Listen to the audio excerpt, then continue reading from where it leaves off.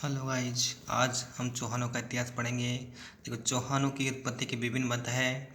चंद्रबरदाई जिनकी पुस्तक पृथ्वीराज रासो, वंश भास्कर, सूर्यमल मिश्र तथा मुनोत नरसिंह के अनुसार चौहानों की उत्पत्ति ऋषि वशिष्ठ आबू यज्ञ के अग्निकुंड से हुई।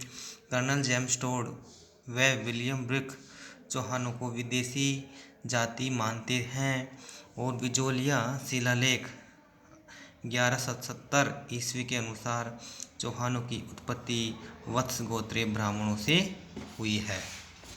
मूल स्थान प्रारंभ में इनका मूल स्थान जांगल देश तथा संपात सांबर क्षेत्र था, जिसकी राजधानी अहिछत्रपुर नागौर थी।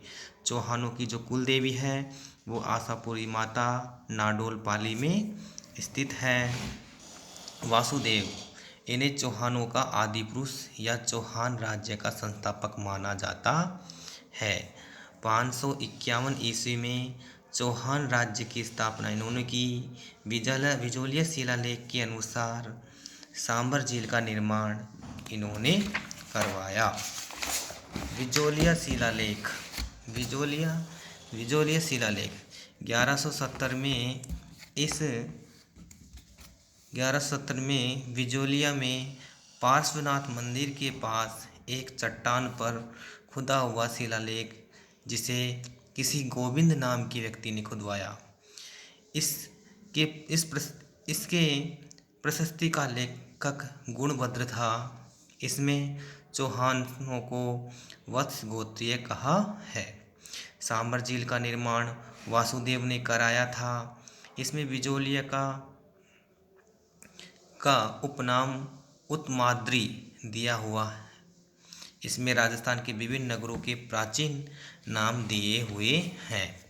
गुणक यह प्रतिहार शासक नागवट द्वितीय का सामंत था, लेकिन इसने प्रतिहारों की अधीनता स्वीकार कर ली। इस प्रकार गुणक प्रथम स्वतंत्र चौहान शासक था। इसने सीकर में हर्षनाथ का मंदिर बनवाया। विग्रहराज द्वितीय चालुक्य राजा मूलराज फर्स्ट को हराया। बड़ौज में अपनी कुलदेवी आशापुरा माता का मंदिर बनवाया। अजयराज 1113 ईस्वी में अजमेर की स्थापना की। अजयपाल ने अजमेर दुर्ग गढ़वेडली का निर्माण करवाया। 7वीं सदी में जो अजयपाल ने अजमेर में गढ़वेडली दुर्ग का निर्माण करवाया। अणोराज अजमेर में आना सागर झील का निर्माण इन्होंने करवाया। पुष्कर में वराह मंदिर का निर्माण करवाया।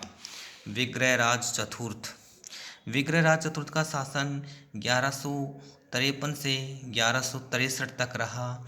इनके काल की संपात लक्ष्य के चौहानों का स्वर्णयुग कहते हैं। इनके काल को संपात लक्ष्य के चौहानों का स्वर्णयुग कहते हैं। इन्होंने तोमर से दिल्ली का छीन ली। अजमेर में एक संस्कृत पाठशाला का निर्माण करवाया। इनकी दीवारों पर स्वयं रचित नाटक हरिकेली की पंक्तियाँ खुदवाई। कुतुबुद्दीन ऐबक ने इस पाठशाला को तुड़वाकर 2.5 दिन का झोपड़ा बनवाया। इनके दरबारी सोमदेव ने ललित विग्रहराज पुस्तक की रचना की। विग्रहराज चतुर्थ को विशलदेव, कवि बांधव,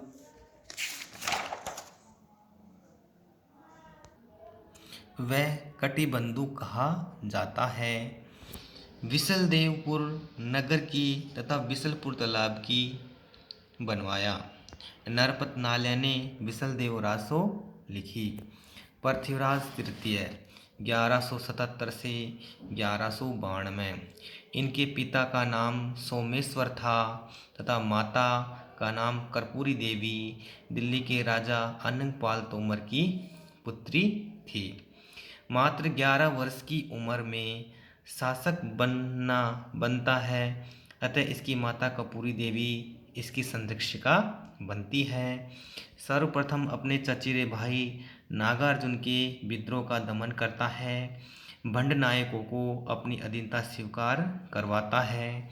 ये सतलज प्रदेश की जाति थी जो बाद में इसार प्लस गुड़गांव क्षेत्र में बस गई थी और यहाँ उपद्रव करती रहती थी। 1182 में तुमुल के युद्ध में महोबा के चंदेल शासक परमर्दिदेव को हराता है। इस युद्ध में परमर्दिदेव के दो सेना नायक आलाह वे उदल मारे जाते हैं। आज भी इनका यशोगान यहाँ के लोकगीतों में होता है।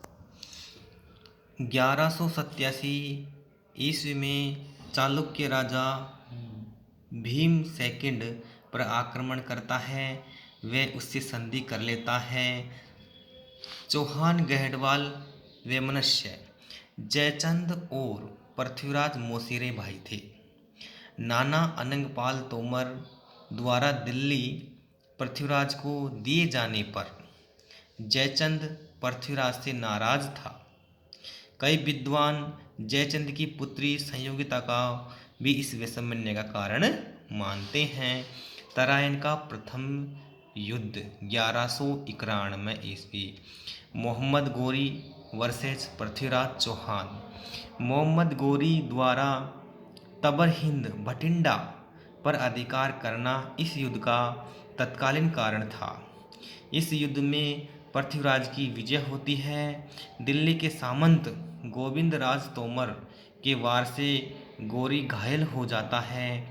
इस युद्ध में पृथ्वीराज का सेनापति चामुंडराय होता है।